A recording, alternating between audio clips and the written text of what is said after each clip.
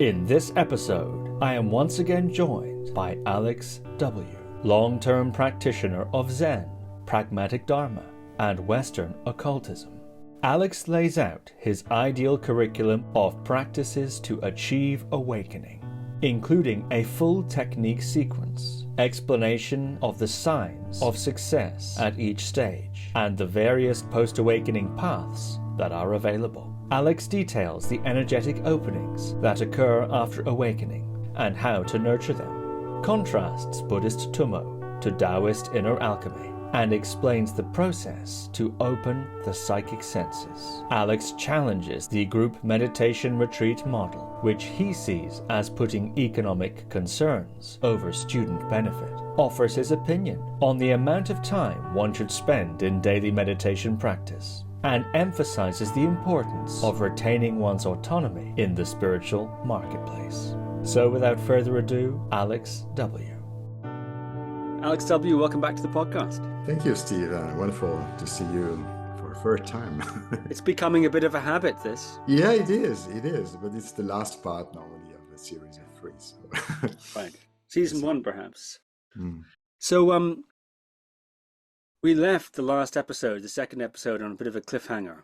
We've talked about your own path, and we've talked about many different theoretical things and different ideas and experiences. And I proposed the question to you. If I was to say to you, Alex, here is a tabula rasa, a kind of genetically engineered ideal candidate for what you've done, to follow the path you've walked. And you're going to mentor them. You're going to guide them.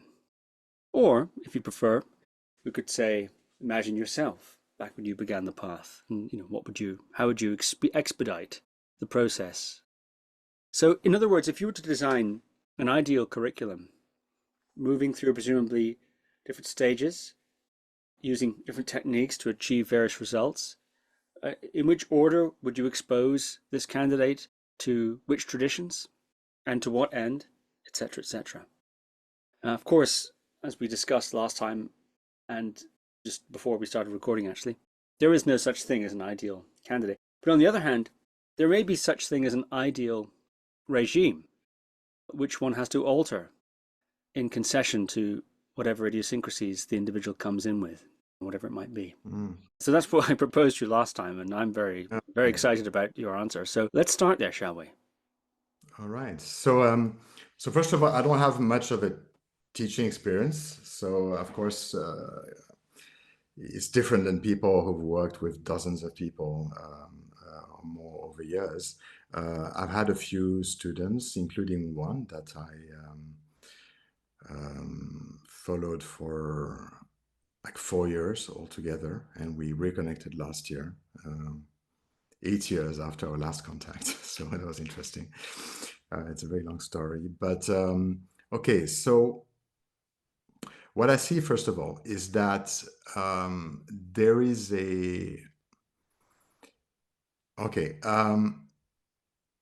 first of all, about different traditions, what has been my interest, since I'm quite fluid, I understand the logic and the principles of various systems, is to sort of avoid getting stuck into a system or whole organization, and instead more to focus on some core elements that are sort of universal, and that may allow somebody to later, if they're interested, connect more directly with one specific tradition.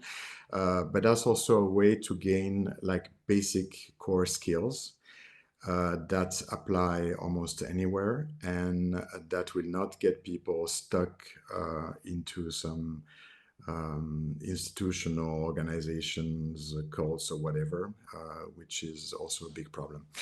So I think that the main thing I think about spirituality in general is to keep one's autonomy and never to surrender one's free will and one's autonomy to somebody else, regardless of the reason why people are asked to do that. I don't see any reason why one should surrender one's autonomy. You see what I mean? There is no reason for that. There is no reason to pay huge amounts of money. Of course, I understand, like, people spend a lot of time teaching, you know, that they need to survive in some way. And it's not like some big institution like the Catholic Church that have people, you know, receive a kind of monthly salary for their work. But it's nothing complicated, it's nothing expensive. All you need basically is a good meditation cushion, so a zafu. I would advise. I don't know what you use, but it's something you can find online or in some yoga shops. But I tend to avoid, I mean, I can't bear anything like this kind of grains. I think it's too hard and hurts the back. So it needs to be like thick cotton or kapok or something that's really holds. So the type of like Zen zafus, I think, are very good. Tibetans have similar things. Some are good, some less. Anyway, that's very important. Dr. Nida was also insisting on the necessity to have a good cushion. I think it's a good advice. Then we talked about the material, so that's the only thing you need. Then first thing, and you are much better than me for this, is to learn to sit. Because that's something that's going to be useful the rest of your life. That's not the most pleasant part, but that's something, that's the foundation. Without it, people will be stuck, like after 10, 15, 20 minutes, they will need to stop their practice because they're unable to sit longer.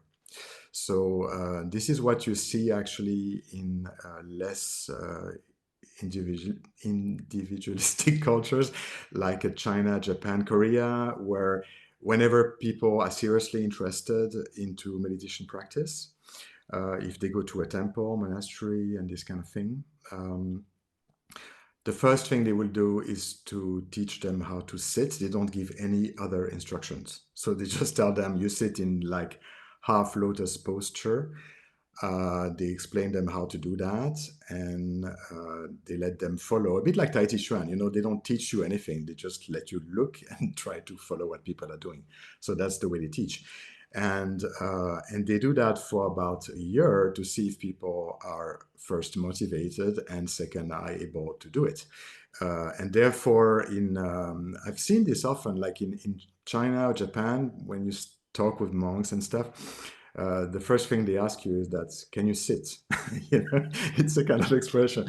So that means, like, do you have a kind of serious practice? That's the first thing, okay? So people can learn this. There are many things online, books or stuff. I mean, I don't need to go into the details. The exact posture doesn't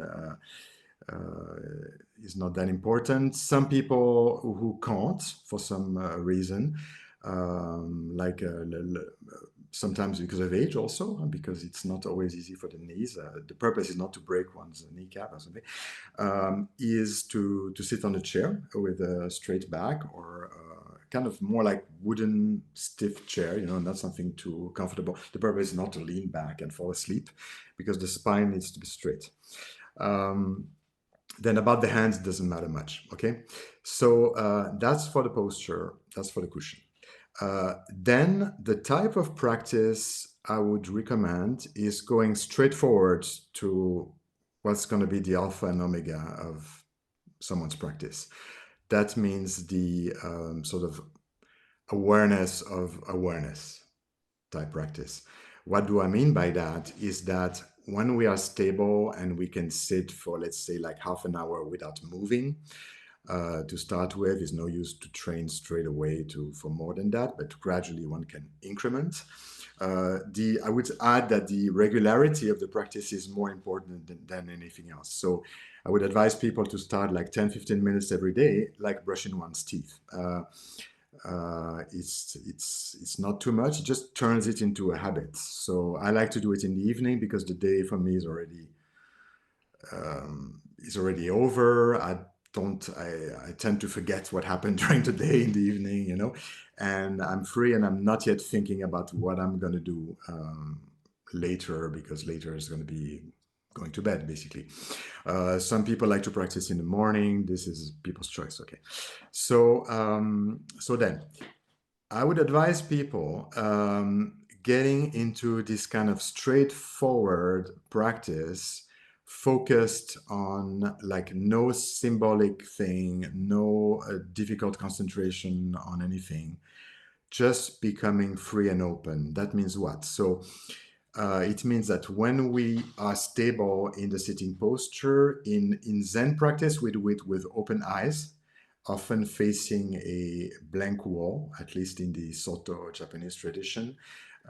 In the Rinzai or in the mainstream Chinese Chan traditions, they do it just like looking at the floor, but they practice, they are on a kind of like small bench, slightly above the ground, and they are facing like nothing. They can't see the people in front of them. And you just become aware of your own thoughts coming and going. Okay. That's very simple. Like we see the earliest real formal technical Zen Chan manual in the Song Dynasty. The advice is very simple. When thoughts arise, be aware of them. As you become aware of thoughts, they will cease to arise. Something like that. You know, it's like very simple. You just observe your thinking process. The purpose is not to be blank without thoughts at all, but this can happen. The purpose is just to see when you're thinking, and whenever you realize that you've been daydreaming and thinking for a while, you just get back to observing the thoughts. Okay. Here, the body is a kind of anchor. So one way also in the beginning is to be mindful, to be aware of your body in its as a whole. That's your kind of physical anchor. We're not trying to go beyond the physical.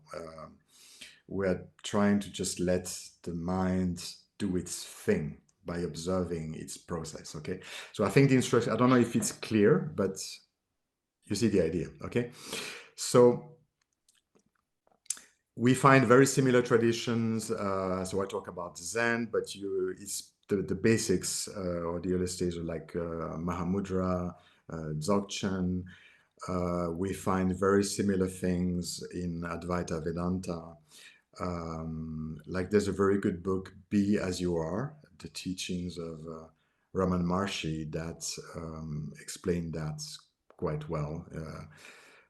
I don't think it talks much about observing thoughts, but anyway, the book is very good because it's much more, I think the Hindu system is much more easy to understand than the Buddhist, because they don't emphasize the emptiness, more focused on the like being. Okay, another thing we mentioned recently is the last time is Eckhart Tolle. I think it's a good starter for many people because it's not religious. It's sort of very non-denominational and kind of pop psychology also. So it's the kind of book that you can carry with you everywhere. People won't, you know, assume that you are into some kind of weird practice.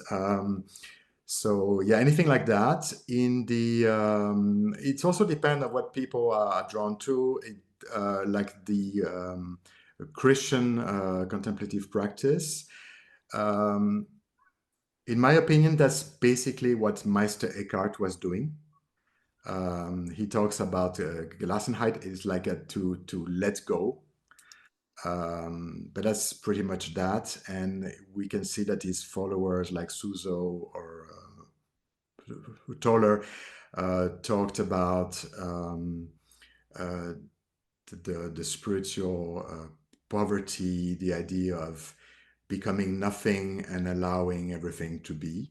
And we saw this tradition. So, of course, Meister Eckhart was, I mean, at least some of his writing was considered heretical. But many Dominicans and Pope Benedict denied the fact that he was a heretic. So it's something that can be discussed. And then, but in the more like sort of underground Christian currents, you have Miguel de Molinos. That's the Spanish Alumbrados current, which is based on that. It's this kind of pure prayer by sort of allowing the Holy Spirit to pray within oneself. So basically, it turns around allowing thoughts to come and go until one gets into that state, you know. So people can see like different traditions, I don't know, in the Jewish or Sufi, but regardless of what people religion and what is their what are their interests, they will find similar things, because that's the most potent, efficient way to go like straight to where you want to go. And this is why, like in Tibetan Buddhism, this is seen as the highest type, and it's not complicated, but it's not the sort of highest because it's more complicated or technically difficult. Is the highest because it's everything sort of gets simplified and simplified. You know, when you go through all the very technical things, you get back to something very simple. But why not going straight away there? So that's my advice. So as people do this, what will happen is that they will feel a sense of inner clarity. It's like suddenly those clouds of thoughts and emotions and daydreams or whatever will start to clear, and they will feel like the mind brightening up in a way. I don't know if my description meets your experience, but that's pretty much how it feels, right? Yeah. So you feel that. And then what you do from this stage is that you become aware of that. So that becomes more or less your focus. So you have less attention on the thoughts, less attention on the physical posture, the posture of the physical body, but you're more aware of being aware.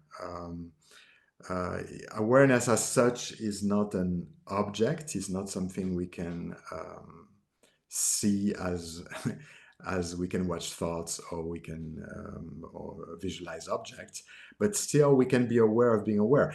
One way to do that is to ask oneself, for instance, am I aware? How do you know I'm aware? When you ask yourself this question, you realize that it's a kind of this self-reflective nature of the mind is something we do all the time, and spontaneously, but just asking the question is a way, as a reminder to get there, you know. In order to teach that, these Advaita gurus such as Ramana Maharshi advise people to think like, who am I? That's also a way, but sometimes it can be misleading because every time he says like, but who is asking the question, who are you? Ask yourself, who am I? Or in Saccidānanda, I was saying you have to find the I am. People tend to think that this who am I is something they have to find somewhere in their body or something. So it can mislead people to think that it's something more complicated than what it really is. At the same time, when Nisargadatta said that you have to hold on the I am, or the feeling I am, or the thought I am, and all that, that's the way it translated maybe in English from Marathi. But in English, people assume that this I am is some kind of special state, something that I saw like people writing whole books about helping people to find the I am. And it seems to be so complicated, but basically, no, it's not. It's just like, are you aware? Okay. How do you know you're aware? Okay, I just know I'm aware. There. That's what it is, you know. But you find it's just observing your thoughts, you become familiar with it, and then gradually you get the hang and you can lock on it. Okay. So this is nothing fancy, this is nothing incredible. This is, don't look for something weird, special, super psychedelic. No, it's very simple. It's something we're doing normally all the time, but that becomes the anchor. Okay, now from there, the more we do it, the more we practice. It's just that this thing that was in the background that we forgot because we're so much focused on other things, of our thoughts, what we're doing all the time. And nowadays also with these iPhones and these constant notifications and requests to like, follow, and this and that, we get sucked into the kind of the matrix, into the world, into this whole thing. And we forget that. So that recedes in the background, okay? So during this practice every day, I would advise people to get familiar with this awareness of being aware and to make this into the center of their practice. It's that simple, okay?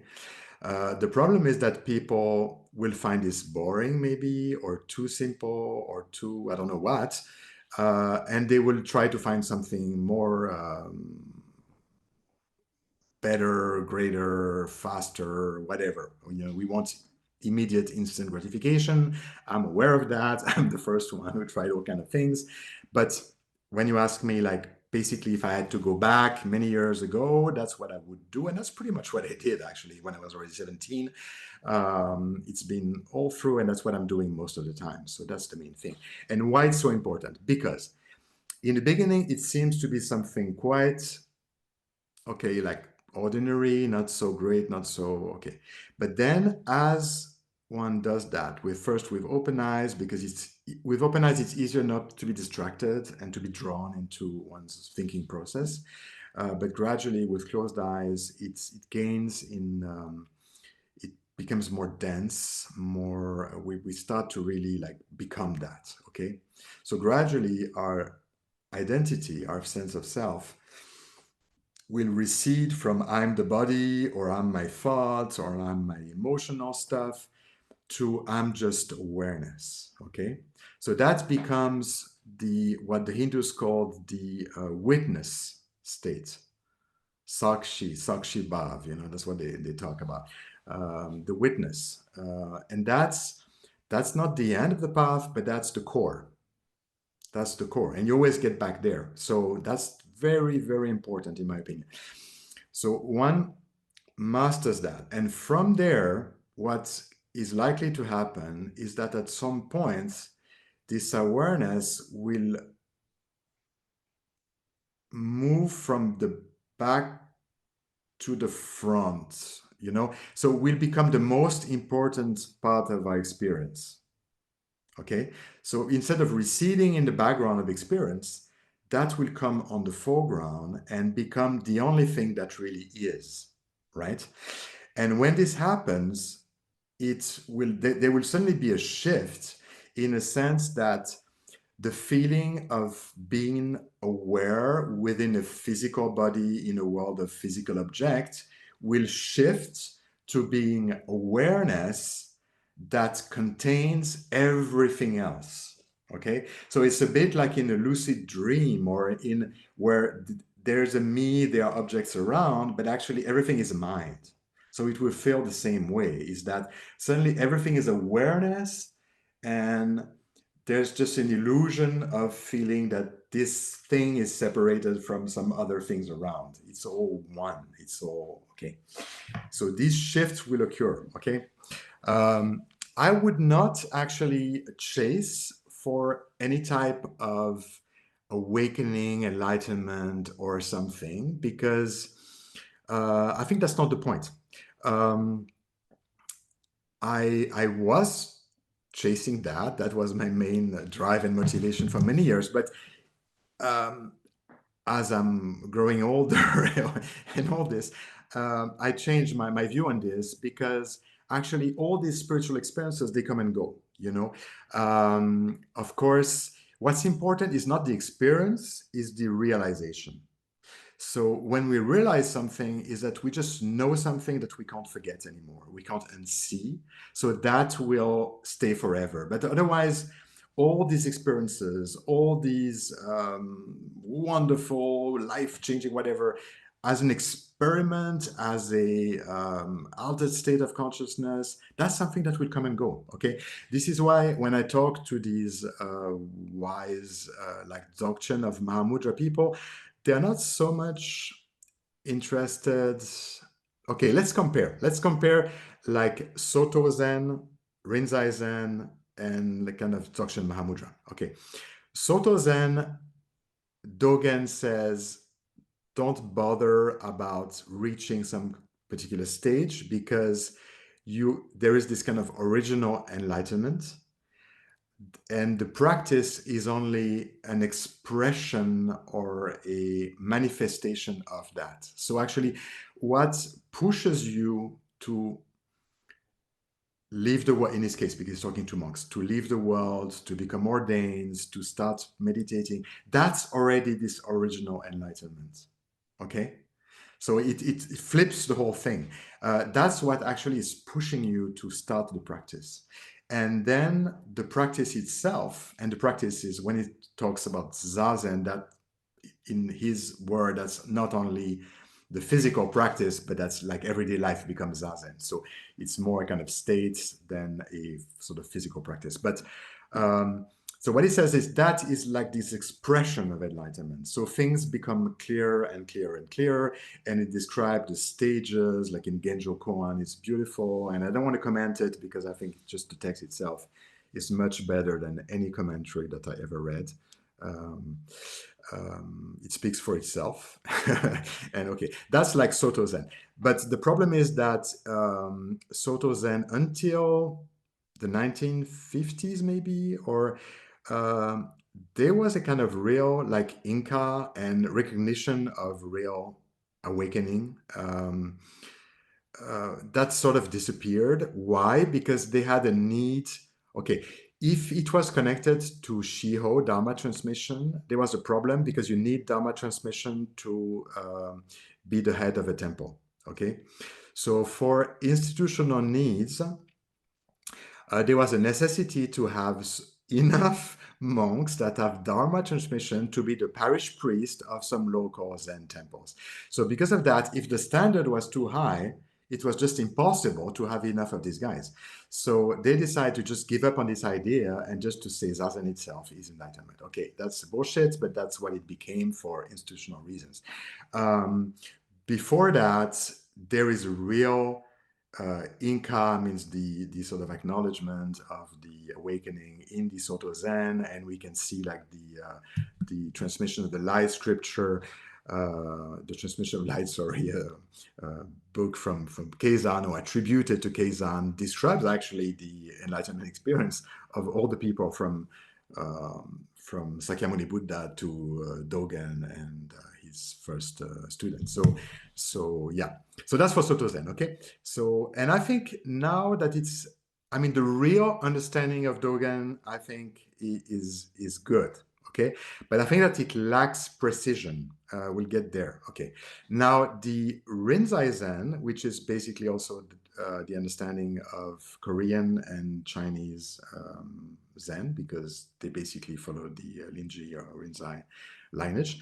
For the most part, in Korea only, and in China, like 99%. They care about this awakening event that they see not as the end of the path, but as the entrance into real Zen practice. Okay, that's the gateless gates, that's the thing. So they will actually push, and in Japan, it's extreme. Like they put people under extreme pressure because they have a kind of short amount of time to train people who are supposed to be those parish priests of the Rinzai school. Of course, they have less temple than the Soto, but still. So they push them, and it's just like crazy pressure, and some of them go nuts and either give up or become crazy or are traumatized for life. I mean, that's what it can be. It's very extreme. Okay, that's for Japan. So from a Zen point of view, I'm closer actually to the understanding of Dogen, but unlike the mainstream Zen people of the Soto school, I don't agree with them saying that there is no enlightenment, this is all bullshit, and no, this exists, but it's just a kind of milestone. It's basically the entrance into formal Zen practice. Before that, it's more like a preparation from the traditional point of view. But you pass the gateless gate, and you know what Zen is about, and then you can actually do the practice. Okay. Now, the like Mahāmudrā or Dzogchen, I will not.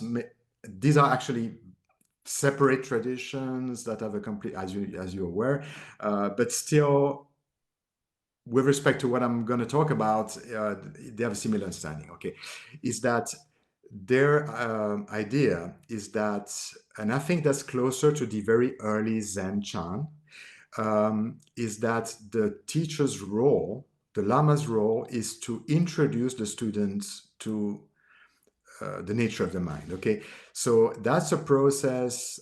I've not done it really like formally in the Mahāmudrā tradition, but I can explain without revealing any kind of secrets about the way it works in Dzogchen. So in Dzogchen, basically, the Lama sort of walks you through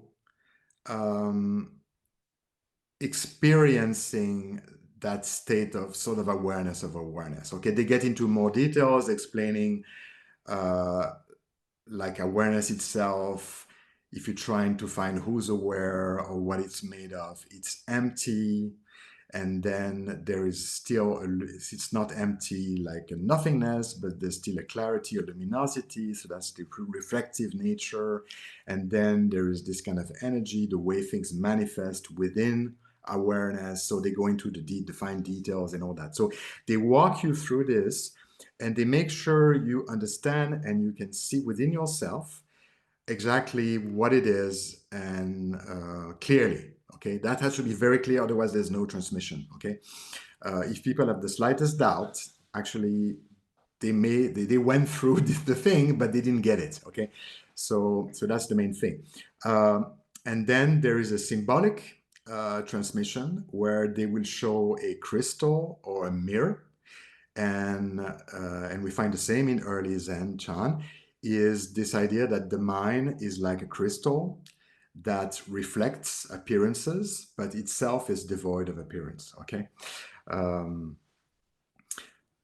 And there's the last part of the transmission that's purely sort of by resonance, is like the presence, like the field of the Lama interacts with the consciousness energy field of the students, and there is some kind of transmission of a kind of energetic nature. Okay, so all these three together form the introduction and the formal entrance into practice, right? So there is no need to like pressure people like they do in the Rinzai Zen or something. There is a need for practice before, at least, so that people can actually be walked through it, but it doesn't require many years of practice. Okay, and there's a need for a trust, this kind of bond with the teacher. For that also, and that goes back to what I was saying first, it's important to realize that any kind of teacher, it's not a kind of mass thing. Like you can't teach more than a few people at a time. It's just impossible. So it needs to be people who are not famous, who are you see what I mean? Like anybody who has this kind of en masse thing is just like technically impossible. I don't know how it can work, because there's a feedback, it's needed, and it does not require people to, we saw these scandals around Sogyal Rinpoche, who was promising to give people this introduction to the nature, and as if it was some kind of crazy experience, and all kind of abuse, financial, some women were, it's just horrible. So, and protected by institution, because of course, if you it's like in a Catholic church, if you talk about things openly, then they imagine it's even worse than not talking about it. So people should try. So anyway, so I would advise people, if they want to follow this kind of path, to find like people who have not so many students, or for Zen, some kind of like fellow practitioners, like friend who just have a little bit more experience. And I think that's the best way to go through it, to avoid being sucked and blocked into the kind of dynamics of these groups where people, I mean, it's not the purpose. And people end losing all their energy into the politics, some petty organization and stuff. That's a waste of time, a waste of energy, and that can traumatize people, basically. So I've seen so many people actually just gave up any type of spiritual practice because they've been traumatized by some bad experience. So my advice, please avoid that. Please avoid becoming entangled into some kind of unhealthy relationships or sucked into some kind of cultish organization. Anyway, but this explains why. So I think it's important to make this awareness of awareness practice at the core of one's practice. And then when one becomes confident in it, when it becomes something we enjoy doing, because if we don't enjoy doing anything, we won't do it, so I think that's the main criteria. Just like do it more, go from maybe half an hour to 45 minutes, maybe 1 hour practice. Some people followed, like went through a lot of retreats and stuff. I did all this, of course, in the Zen, the Zen sessions and stuff. I was with a group of friends, so it was really fun. I mean, I just loved it because we were a good team. But as such, I don't think it's really necessary. I think it's more like learning, like you're a musician, like when you learn like playing the guitar or something. Like a 1 week intense guitar, okay, can be nice from time to time, but what counts above all is 1 hour of daily practice. And it seems like not something too dramatic. But over the years, somebody practices like guitar, 50, like half an hour, then 1 hour every day. After 1, 2, 5, 10, 20 years, that makes a big difference. And so that's what people should aim at. Okay, so that's my second advice. Now, and from there, maybe they will be interested to formally, because like to compare themselves or to see what they are doing is genuine. So it's interesting sometimes to compare one's practice to people who are into some formal organizations or traditions of lineage, but basically the structure is the same. So if people are not interested to make a career and to wear robes and to shave their heads and to do this thing, you don't need that. It's not needed at all. They are great, yeah. And I think like younger people don't care much about this. They are looking for something genuine, authentic, and they don't care much about the what goes around it. Okay, so that's all of this is like the most important part for me, because that's the practice that will. So okay, what I was saying about the Tibetans, sorry, is that Mahāmudrā and Dzogchen, what they want you to understand, okay, is that it's not about experience. It's about realizing what is, was, and will always be. Okay, why? Because what they're saying is that any state, any kind of psychic or whatever power that you get, anything that's acquired tomorrow that you didn't have yesterday, one day you're going to lose it. It can disappear. So what they want is that they want people to realize something that can't be lost. Okay.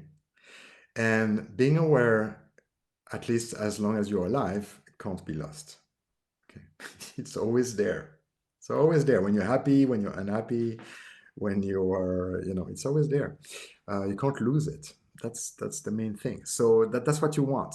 And that's only that. That's most precious than some great, wonderful experiment. That's sometimes overwhelm people, and they don't realize like what these awakening experiences point to. Like the experience is there, they magnify the thing, so you get this awareness, like boom, everything is one, and then you even go beyond time. But what it points to in the end is that it was always there. That's why it comes out like as a joke. Like you feel that all these gurus and these teachers, they're just like selling water by the river, and it's so simple, and it was just in front of your nose all the time, and even closer. Saint Augustine even said that it's more intimate to myself. Intimo intimo me, or something like that in Latin. So that's what it is. So it's very simple. It's great, but it looks too simple, so people overlook it, you know, and because of that, they look for something else. Okay, but that's for me the core. Now, from there, one can either just keep this as a main practice, okay, or one can start, but that will happen, I think, more or less automatically as people go through this. It's that this awareness, which will, even if it's not local, because gradually the sense of being like located as a point of awareness within the brain, or sometimes the chest, the heart, can become diffuse. So there's a sense of existing, but more as a kind of cloud of energy or consciousness. But it's more or less localized around the headspace, okay? So what people can do from there is to embody that. So embodiment. So embodiment has become, I think, like 2, 3, 4 years ago, there's being a kind of trend, and everybody was talking about embodiment, you know, like it became the kind of buzzword around, but people mean a lot of things by that. I don't think that I better, or, but anyway, I need to explain what I mean by that. Okay, so embodiment, it's very, like, the way I understand it now, it's literal. It doesn't mean like embodying in the sense of behaving like an enlightened being, and no, it's this awareness, this aware of itself, this presence of awareness, um, has to be embodied, has to be infused in the body. Okay, that's what I call embodiment. It's really like literal. Literal, that's also a word young people like to use. Literal. So what one does is actually to sort of move and feel that our presence is sort of sinking down as we sit. It's easier to do with closed eyes in meditation, and we move down and rest in the lower belly, what the Japanese call the hara, the Chinese call dantian, the energy, the elixir field. So we move there, like 4 fingers more or less below the belly, at the center of the body, and there we just rest as presence. And I think it's better not to have too much like apprehension or want to script that, but basically one needs to be curious, to observe, to feel. And however, I can sort of describe what's likely to happen. Okay, so when we are more focused on observing thoughts and being like more around the headspace, the main thing is about clarity. I think this kind of luminosity, clarity, spaciousness, that's the most important adjectives or things that can be connected to this, to that. As we embody this presence into the lower belly, and it doesn't need to be a specific space. I think it's better to sort of be as a kind of, occupy that space more or less, but without trying to pinpoint or visualize anything there. But what happens is there, it's more a feeling of rest and of pure being, you know. It's more like a sense of beingness. So and we can even, and they do this in like the Advaita Vedanta. There's in the comments, there's somebody mentioning me as somebody was recommended by one guy in Mumbai. That's actually, this person in Mumbai taught me that, is that in order to understand what Ramana Maharshi explained about this presence that's even there during dream and deep sleep, that's beyond the stages of being awake, being in a dream, and being in deep sleep. what they teach is to sink in that part of the body. So it's not only the sort of Chinese, Japanese, it's also there in India. Like you sink there and you can close your eyes and you can even almost like as if you're falling asleep, and you keep a small thread of awareness, okay? And then you kind of sink into being. And when people are very skilled at that at a high level, they can actually hear like their body falling asleep. So you're actually sometimes in deep sleep, but you're meditating, okay? And in the Daoist practice, they call this like also like turtle breathing or something, because the breath can become so subtle that it feels that the person stopped breathing, okay? But anyway, one doesn't need to dive that deep into it, but just to say that the first phase that you feel that the focus is more on being than of alertness, clarity, spaciousness, this kind of thing. Sink there. From there, one can rise to the heart space in the chest, okay? So in the middle of the chest, in the heart space, in the middle of the body, there it feels different. Like from this kind of abstract beingness, there is a feeling of something more intimate, something more, there's this feeling of me, but me not as a kind of egoic construct of a personality with a story, with a kind of pure presence, but that feels very intimate, and that feels like me, you know? And there's a feeling of joy, but it's very subtle. It's like a kind of pure happiness or something, okay? That's felt in the heart area. But what can happen in the beginning is that there can be some emotional release. And I will explain a little bit like looping to see how these things, because for me, that's at the core, these three centers, okay? So in the beginning, there can be some emotional release, but then one will feel this kind of very kind of peaceful joy within. That's not dependent on, I think that Shinzen Young talks about it, this happiness that does not depend on condition or something like that. It was even tested, I think, in a lab with injection of some horrible stuff that will make you feel like shit, but to see if it still works in this condition. And that's what you find more in this heart space, okay?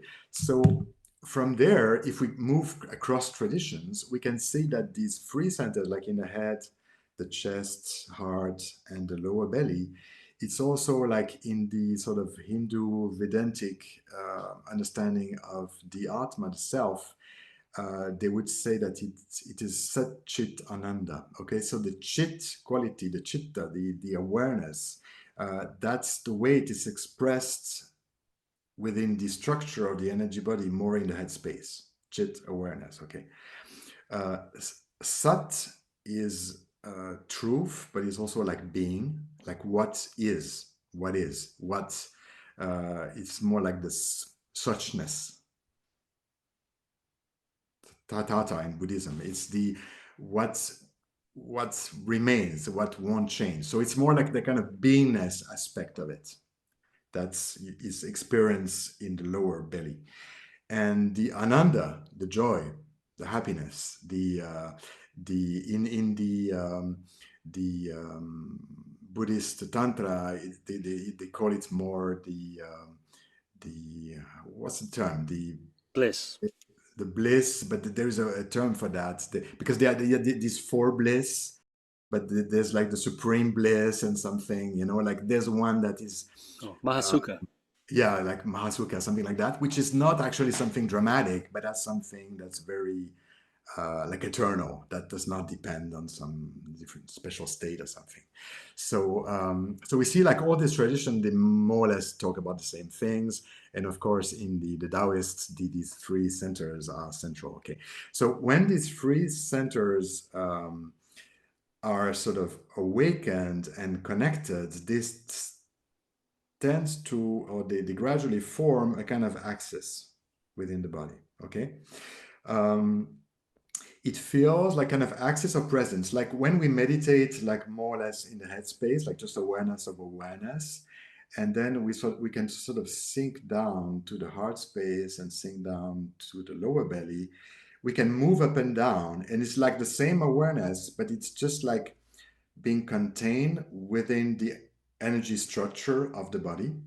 Okay.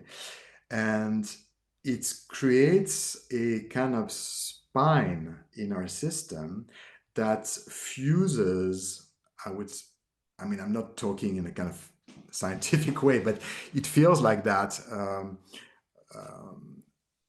It sort of fuses energy and awareness, consciousness together.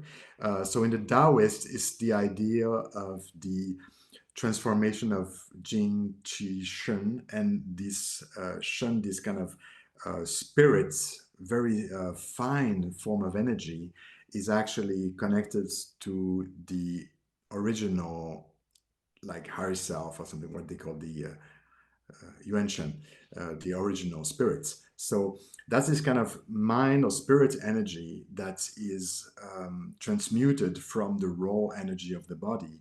And that's, how to say that in English, that gets condensed. And so that's the structure that will allow actually those, these states, this of expanded awareness to remain.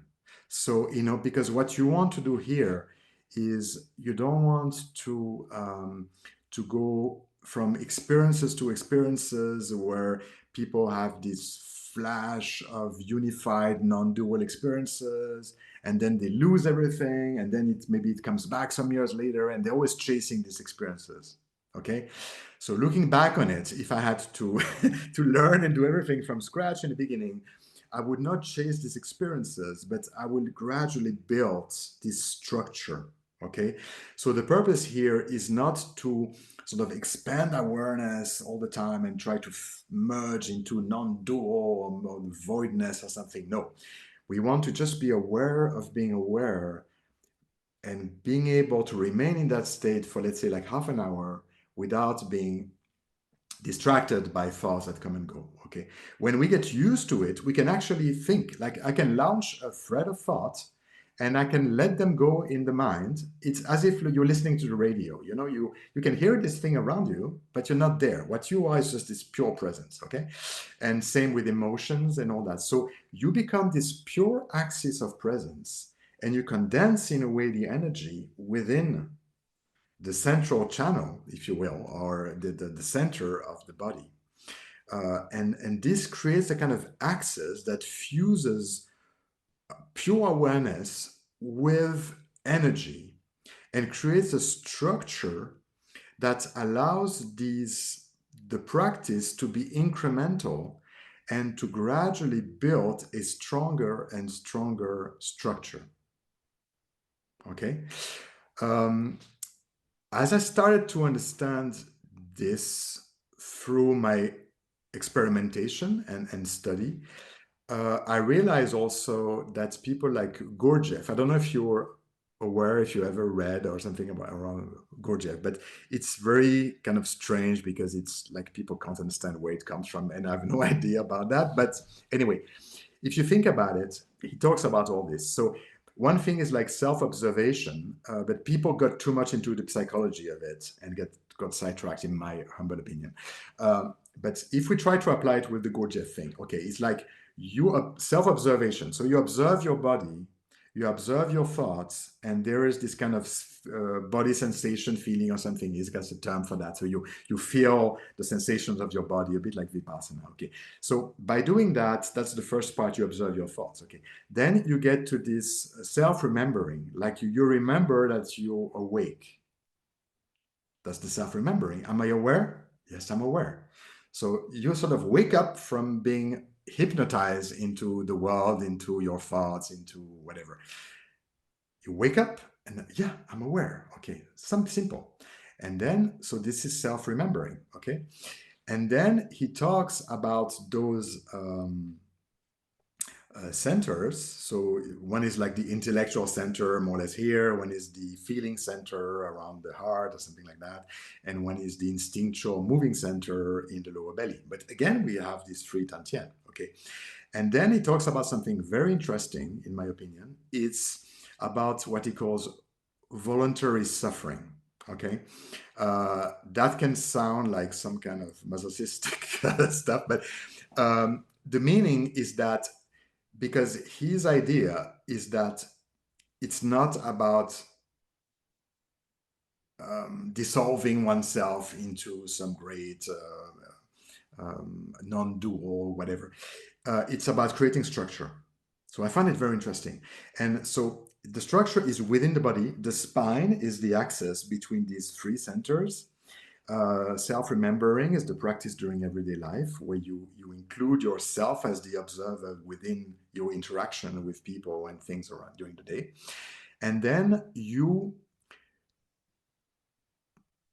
proceed with the mindset that whatever unpleasant happens in your life is a way to actually use stress to make this energy body more dense, okay? And it's precisely so like when we have some kind of stressful like emotion, you know, like you realize you made a big mistake, oh my gosh, or something, or somebody like scolds you for something, or like we feel our whole body becoming like hot, like you know, and everything is like tingling in our body or something, you know. So that's exactly the thing that we want, this kind of experience, in order to actually make this energy body that we're creating with the spine more dense, okay? So because we created this structure, okay, we become able to not to be overwhelmed by emotions, but to actually use these states, or use the kind of suffering like sitting for like 2 hours or something when it's really painful and you feel your body about to explode. You sort of use this in order to make the energy dense within the body, okay? And as you do this, that will make the structure even stronger and stronger, and therefore able to resist stress, okay? So that's my understanding of, and what I see very valuable in what Gurdjieff was teaching. So again, I'm speaking a little bit like looping, but I think that's the way people gradually understand my points, is that I'm not for chasing great, amazing spiritual experiences and stuff. I'm for like gradually building an architecture that gives structure, coherence, and resistance to stress, okay? And from there, and what I'm describing can actually, I think like within like just a few years, people can actually start building that, you know, it's not so difficult. But that becomes the basis for everything else. And then from there, when this is really like, that becomes the core, a bit like in Dzogchen, for instance, when people are really seriously into Dzogchen, they can do all kind of practice because they see any kind of practice as being an expression of the natural state. So any kind of tantric practice, any kind of, it's just like integrated within the Dzogchen view. So in the same way, when your state of presence is stabilized and it's been, you have created this strong energetic axis connecting those three energy centers from the lower belly, heart, and head together. When this axis is strong, you have the structure that can actually bear stress. And by stress, I mean also like all kind of energy practices, okay? So from there, if people start to put more focus on the lower belly, but this time by packing energy into it, okay? I give an example. So that can be using like breath retention, like you breathe in, you hold the breath, and you count for 10 with the focus as if you're counting from that Dantian. Okay, you count 1, 2, 3 until 10, and then exhale. And you do this again and again. And then gradually they count up to 20, 30, 50 to 100 in China in some traditions. Otherwise, you just like do some pore breathing. You train yourself to feel that you are sucking, absorbing energy from the pore of your body. You can start with your hands. For people doing like Tai Chi Chuan or Qigong is easy. Like you feel the energy within your hands and you feel like you're breathing, energy is coming into your bones, your body. And when you breathe out, it moves out, so it goes in and out. And you start to do this with your hand, arms, torso, legs, the whole body. And then you can breathe energy in and breathe out energy again, okay? So you do this and then you condense it in the lower dantian, okay?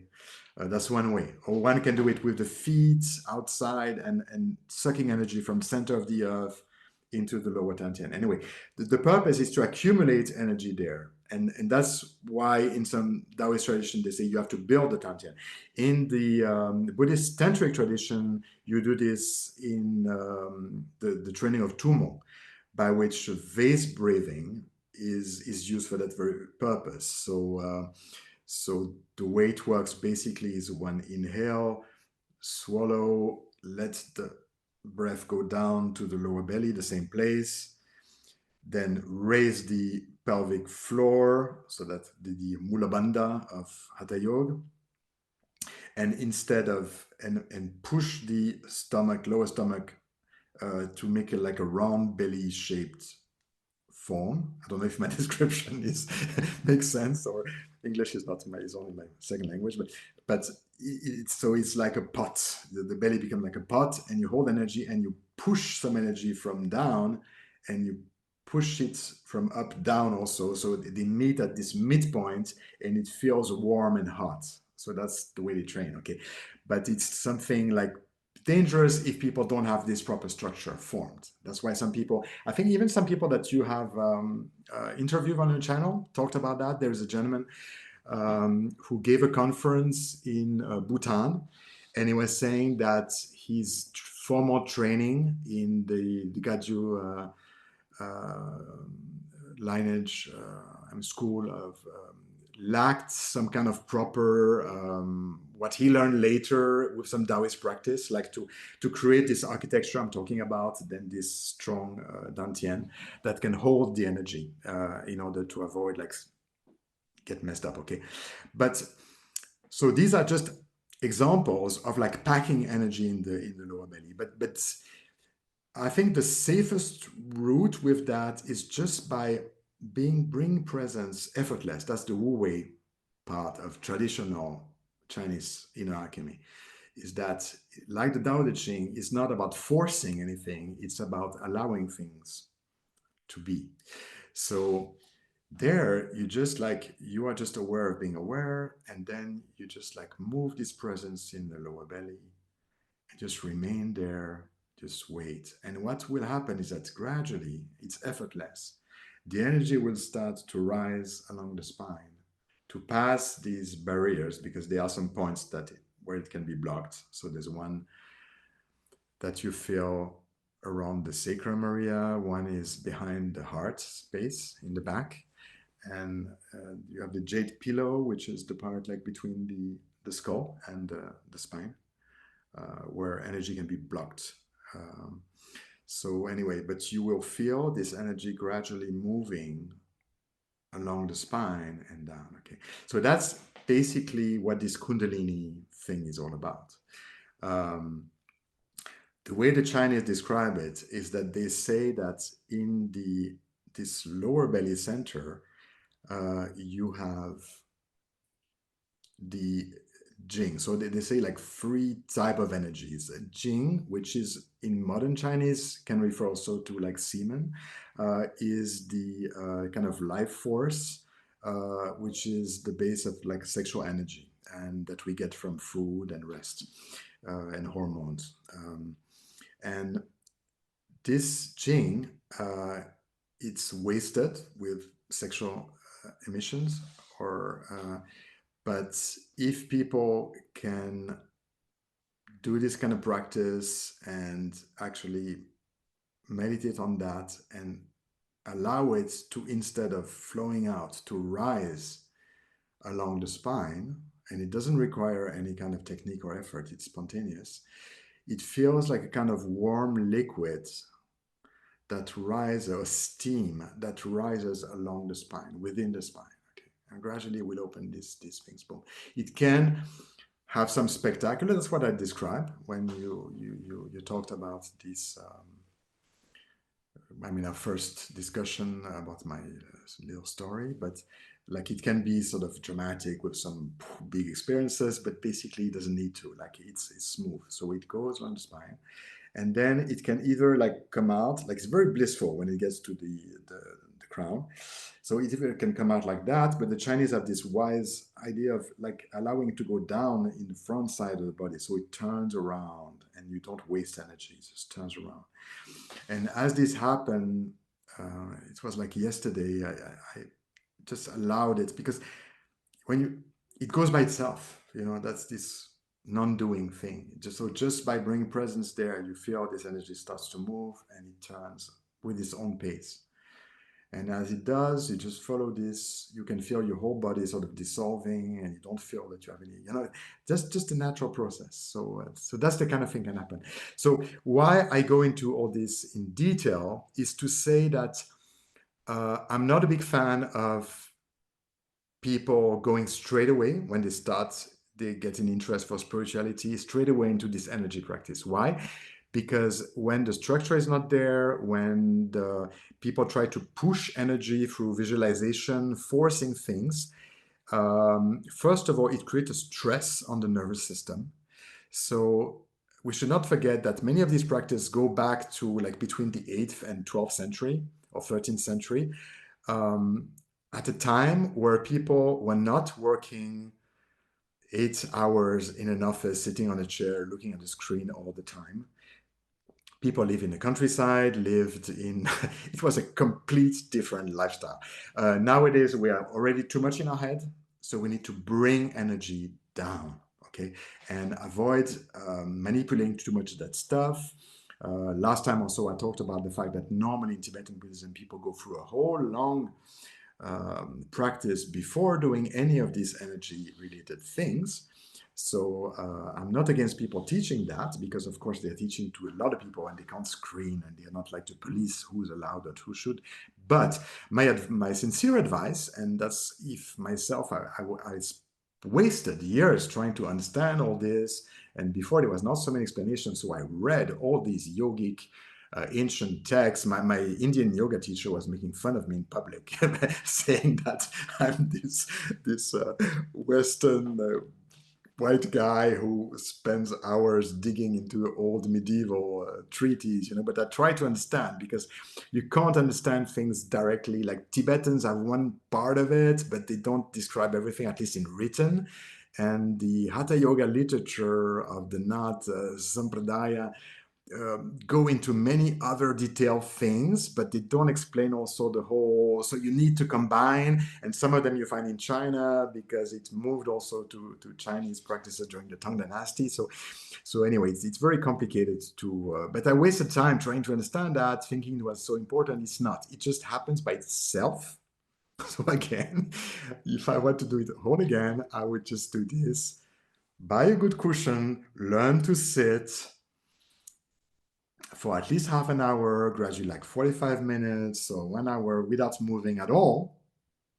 No music, no incense, no distractions. No, just silence, not moving a finger. You just don't move.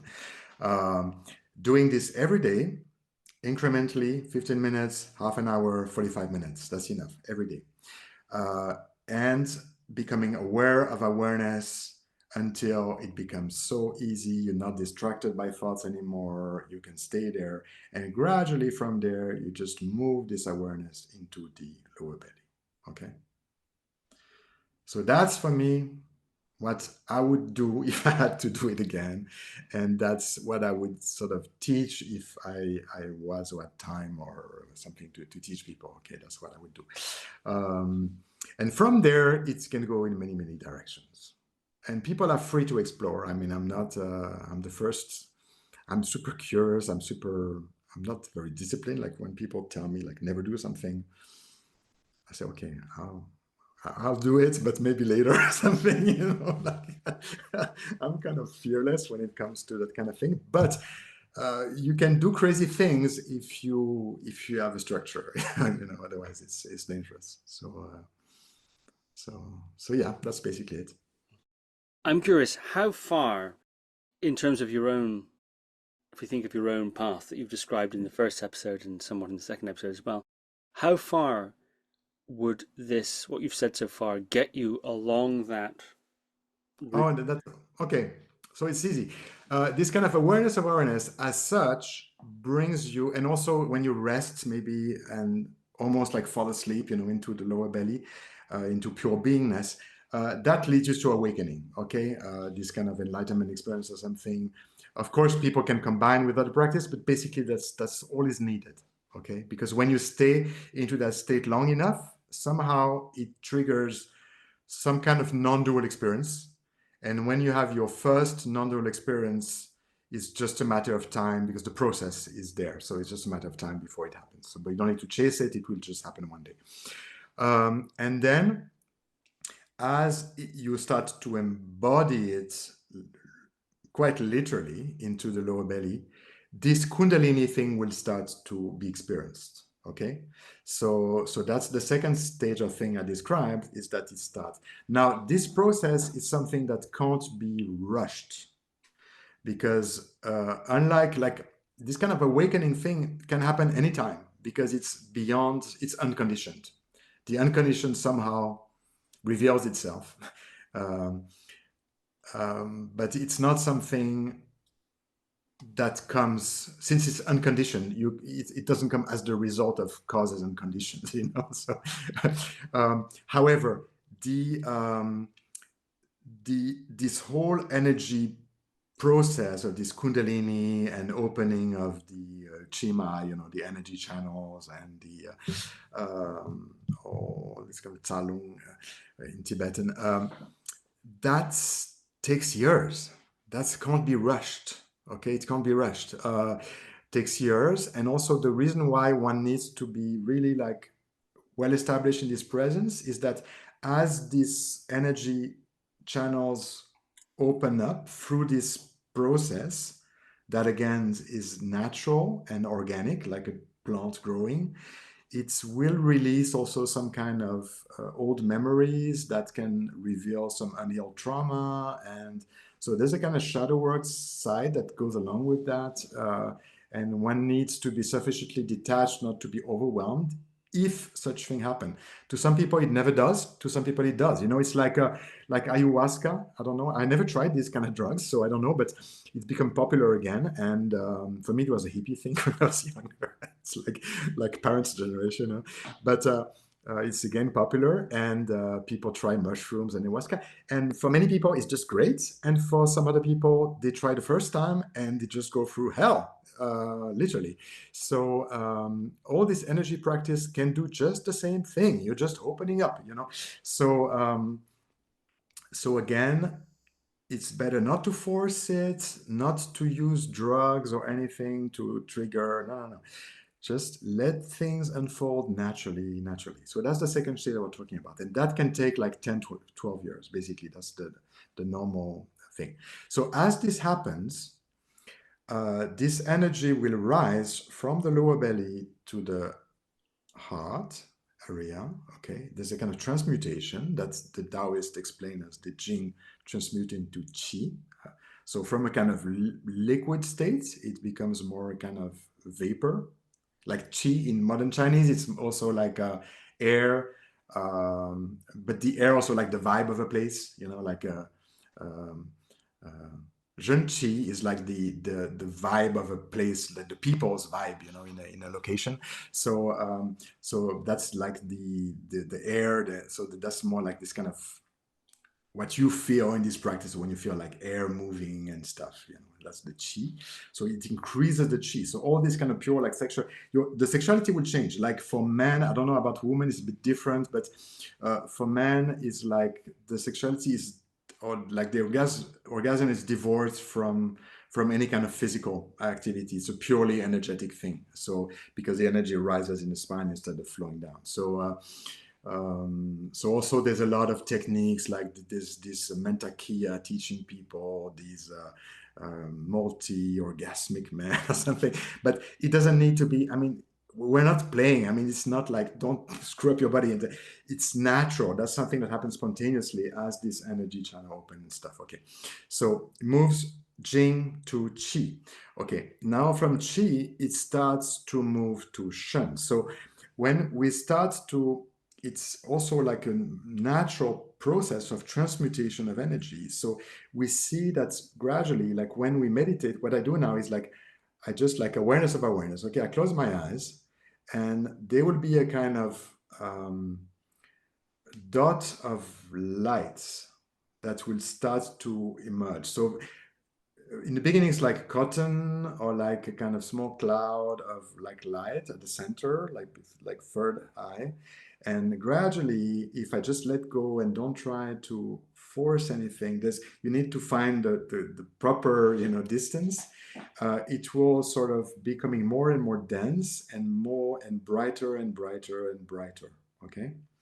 So that's what the Chinese call the Shen. It's like your spirit is sort of emitting light, and this Qi energy is transformed into, so we said from Jing liquid to Qi vapor gas form, and then to pure light and awareness, that the Shen. Okay, so as this energy transmute, you may see light or you can feel more awake, more aware. In some cases also people can feel like sleepless sometimes, but don't worry, like sometimes people can't sleep the beginning when it starts to but from this light also one can go explore all these jhana states, because that's more or less, if you want to do like hard jhana, you start from there. That's your access concentration level. So but basically you just see this light and you can condense it, and you can also like bring it down to the lower dantian. I mean, there's all kind of practices people can play with. But just to explain, so there is this natural unfolding. So just aware of awareness, then you just bring it down to lower belly. Then you start to feel this energy rising in the spine, turning around, and that rewires the whole systems, open all these energy centers. You start to feel energy moving in your arms, legs, things. But that takes years, so don't be in a hurry. Just consolidate this access and stuff. And then you will start to see this kind of light. Okay. When we are there, okay, what happens is that the kind of psychic senses will start to open, okay? And we start to become visible maybe by some non-human intelligences around us, all right? So that is pretty much the same like some people with natural psychic skills. So I know a lot of people in the more like witchcraft type community that have all this or had this already as kids, or had all these experiences as teenagers, and something that's pretty normal. That's the core in a way of their practice. But what I'm describing is different in a way because it's not like you're not training psychic abilities. That's not your purpose. That comes as a side effect. Okay, that comes as a side effect. But since you already have all this presence, awareness, and something anchored, all these energy channels open, all this, the whole process has been, went on, and this structure, this architecture is there.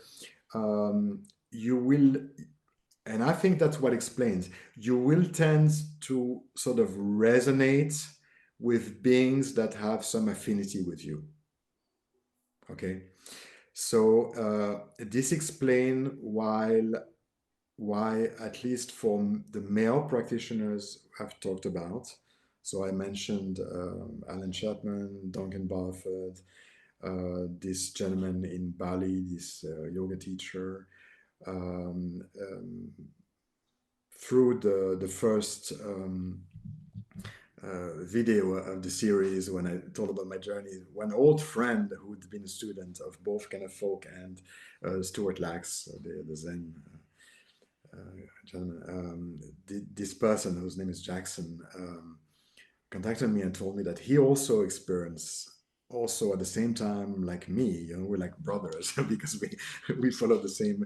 We had no contacts for like 10 years or something with all these guys, but we all experienced similar things. So we also experienced some kind of goddess contact. For female practitioners, I don't know, maybe they have some kind of masculine divine archetypes or archetypal figures manifesting, but anyway, I don't want to go too much into the details of that because that's something like a pattern I've noticed.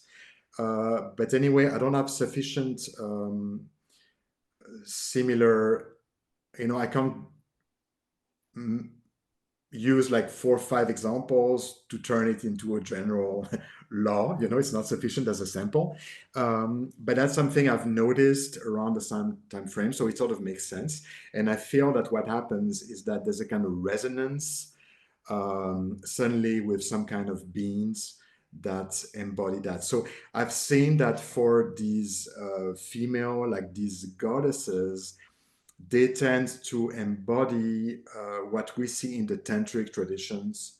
So they have this kind of fierce, somehow destructive in a way. I mean, there's a kind of like sex and death energy uh, is part of it, and I think that their purpose is in a way to sort of refine the practitioner at some point. um, I don't know, because like in the Chinese traditions, this idea also of like giving birth to the like the spiritual embryo, or where there's this kind of merging of masculine and feminine energy. So I've seen that in Daoist traditions, it's not unusual for the practitioners of inner alchemy to interact with a goddess, like for instance the mysterious lady of the ninth heaven, or these kind of Taoist deities that embody this kind of pure yin energy, you know. So it's like a counterpart. So I expect that for female practitioners, they will find this kind of pure like yang, and that will manifest in different form. But for men, it's pure yin. So by pure yin, that's also this kind of dark. So it will be some kind of like dark goddess connected to some raw energies, you know. And that's why I think in all these tantric traditions, they often work with some kind of pretty like kind of ugra, you know, this kind of rayful feminine aspects at this stage, because that's the kind of energy that you need to sort of refine your own energy body at some point. So that's my hypothesis. Okay, that's my hypothesis. I don't know. Very interesting indeed. 2, 3 questions. One of them, you've touched on this already, but it's the idea of dosage. Yeah, You're emphasizing here daily, yeah, but you're also saying half an hour to an hour is a good range. Of course, you also use the example of guitar practice.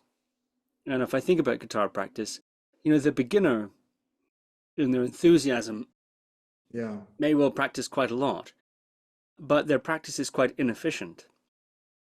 But what they lack in efficiency, they gain, they benefit from their enthusiasm. And sometimes that yeah. enthusiasm will carry them rather inefficiently Right. Yeah, through, and they'll practice quite a lot. However, then as you become more efficient, you can really get a lot more done in a lot less time. But that being said, there's no substitute. There's no comparison between an hour a day person who knows how to practice. So if we assume a person knows how to practice the guitar, I'm talking about here, someone who plays for 1 hour versus 3 or 4, with having established the capacity for efficient, focused practice, doing a variety of tasks, the 4 hour a day person is going to be exponentially greater than their 1 hour a day clone, if we can think of it like that, assuming a basic capacity for practice. Now, of course, I think a lot of times Practice Toshi's advice confuses these two categories of person, the inefficient beginner with the efficient journeyman, if you put it that way.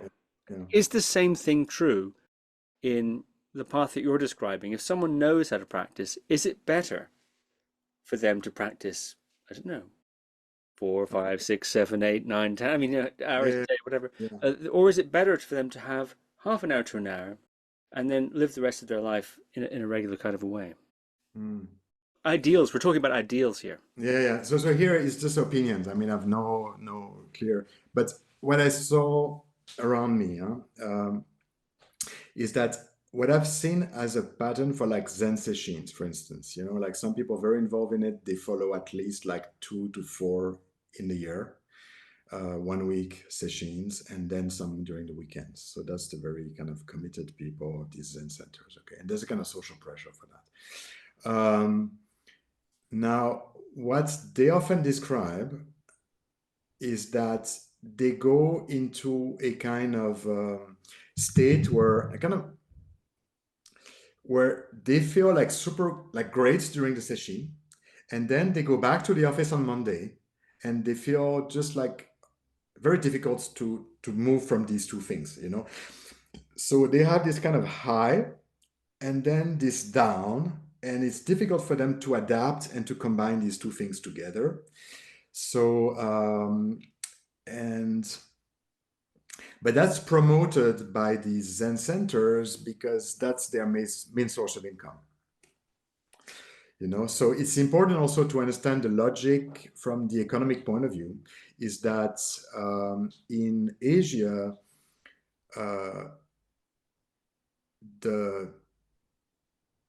very few people practice sitting meditation. It's really like rare, okay? Maybe it's becoming more popular nowadays because of the internet culture, but basically people, I mean, I will be in China in like 5 days, and then in Taiwan.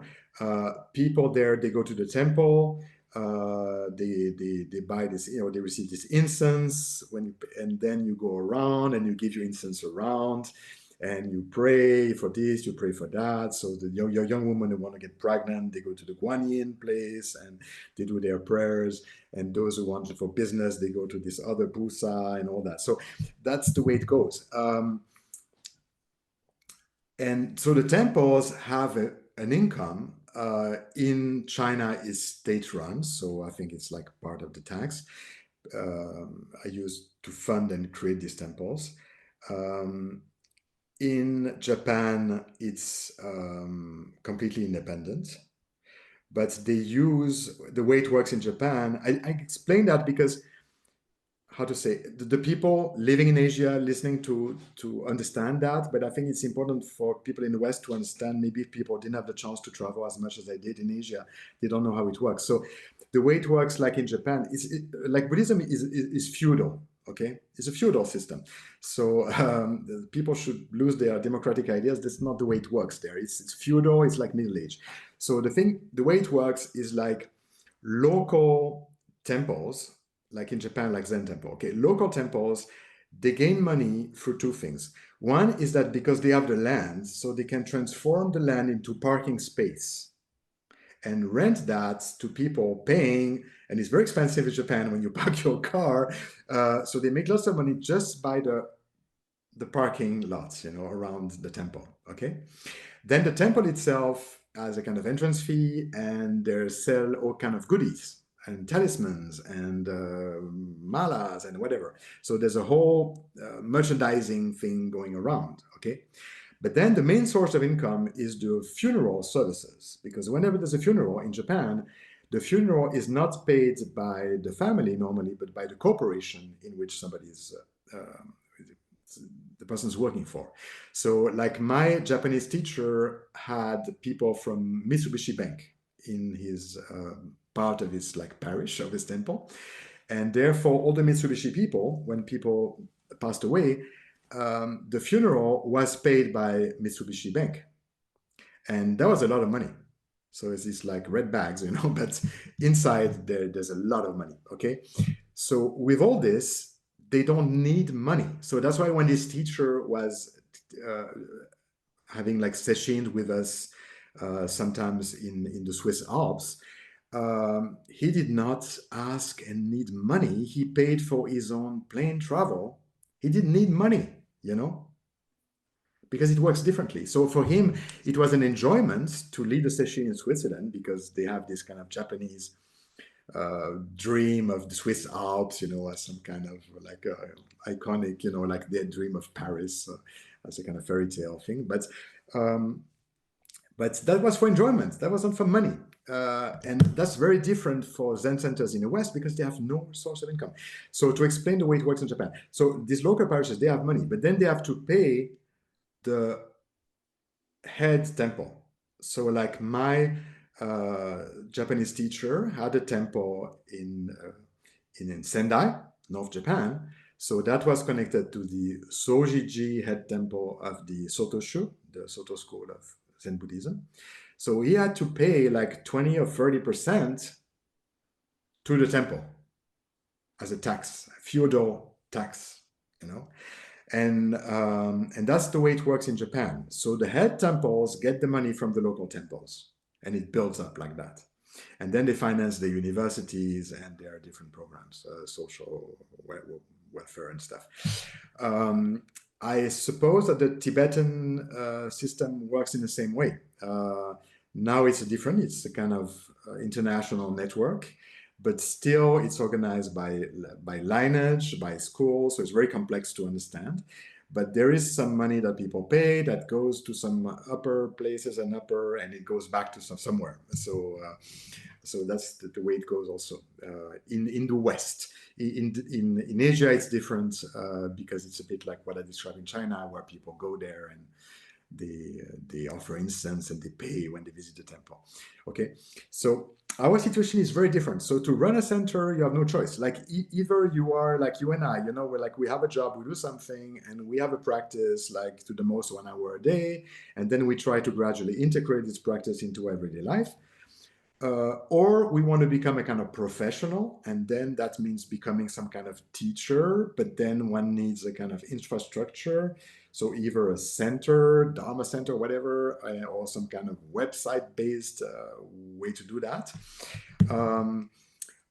But then it's not enough, I'm speaking about Zen, huh? It's not enough to have one-on-one because it doesn't work so much that way. It's more like group practice. So if people just pay because it just pays for the rent of your Zen center, but not enough for yourself. So in a way, as an individual to get the income needed to pay for your food, everybody needs to eat, especially in our very expensive countries. They need to organize these sessions, these retreats. Okay, so the drive is more economic than it is a necessity of practice, in my opinion. Okay, like they took a monastic practice. Why monastic? Because if you recall the history of the Buddha, is that in the Southeast Asian countries, you have the monsoon. So for many months, you can't do anything else than staying at home because it's raining all the time. So they use that period of time to practice intensively. Okay, you have the same thing in like Zen places. The monsoon is different in these places. The weather is different, but like Korea, China, they have these months of intense practice because there's no much time for agriculture or different activities. Okay, so these people they use like monastic habits, and they translated them for lay people to answer a kind of economic problem that needed to be solved in that way. Okay, and I think that the first Tibetan teachers that taught in the West, they had no intention in the beginning to really teach all these practices that people are learning, to give all these empowerments. That was not the purpose. That's why Chogyam, Trungpa and all these guys got in trouble because they started to teach real Mahāmudrā, and they were not supposed to. It's like, no. Like these people, they are just here to listen to our stories and to give money to make our center, and then we can send money back to India, to Dharamsala, to this and that, and we can try to preserve, because that's a concern, our culture, and that's legitimate, our culture and our lineage. That's the main concern. Okay. So the purpose was not there. And then I think that like Trungpa started to imitate these Zen retreats because he was very interested by the way Zen was already working in America. So he took that, and gradually people started to copy and to imitate this way of doing things. Okay, that's the way I see it. Maybe I'm wrong, but that's the way I see it. Anyway, getting back to your question. As far as I'm concerned, having like 1 hour maximum time every day is enough. There's no need to, because the purpose is not to force anything. The purpose is just to be stable and to do things. Then, of course, if people have more time, then that's good. But then also that's discussion that the end of the very long discussion I had with Stuart Lax when I was lucky to meet him in Switzerland. He was telling me that after, I mean, he's been involved in Zen centers and stuff for more than 30, 40 years, and he was telling me that when Shengyang Shifu passed away, he completely left the sort of Zen structures, organizations, or whatever in the West. But he told me that he did go to some intense retreats sometimes in Korea. That he found interesting. Okay, but then what he told me is that what he did often at his flat in East Village, New York, is to have like 1 day, and that's what I do sometimes, 1 day solo retreats. So you take like a Sunday, you put your phone on airport mode or something, and you just decide of a timing. You decide, okay, I wake up at 6, I do this, and then I practice for like 2 hours and then I have a break, and then, so you can seek inspiration from traditional monastic or devise your own according to what you like, what you can do, and I think that's the way to be to get something quite intense from time to time, and then when people get used to this kind of 1 day practice, they can do longer retreats. Okay. Now there's some other thing I want, solo retreats, I'm saying. And that's the understanding of retreats in the traditional sense. If you realize in Tibet, but that's the same also when I talk to people in China, I mean, mainland China, taking Tibet as a separate zone, is that what they mean by retreat is not this kind of 1 week session organized in a, no. What they mean by retreat is like you go alone in a cave, you settle there, and you come back 3 months later. That's what they mean by retreats.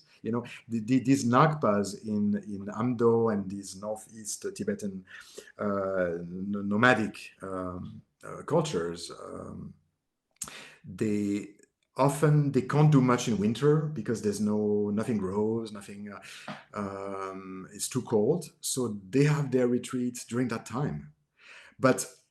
And there I'm going to something else, is that another problem is the cultural thing. Because if I am a Tibetan Nakpa, okay, my wife and my children will understand that I'm doing these solo retreats.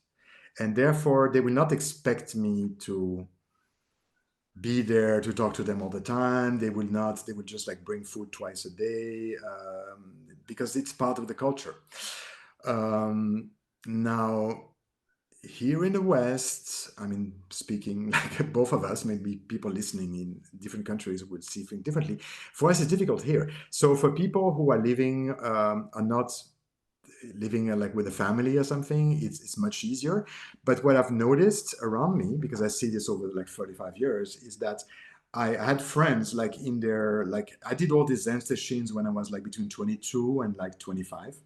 Okay, so it's a time where maybe like you have a girlfriend or kind of, but you're not like bound to like somebody waiting for you and like, are you coming for dinner, type of thing. So you are you're very free, and you can do a lot of things like that. And when you're studying, you have this long break during the summer, and so you're very free. All you like is money, but if it's not too expensive, and these things are not expensive normally, so you can really get deeply into it. Now the problem is that as you go towards your like 30s, 35, people tend to like settle, get married, and this is still okay. But as soon as you have children, then everything change. Everything change.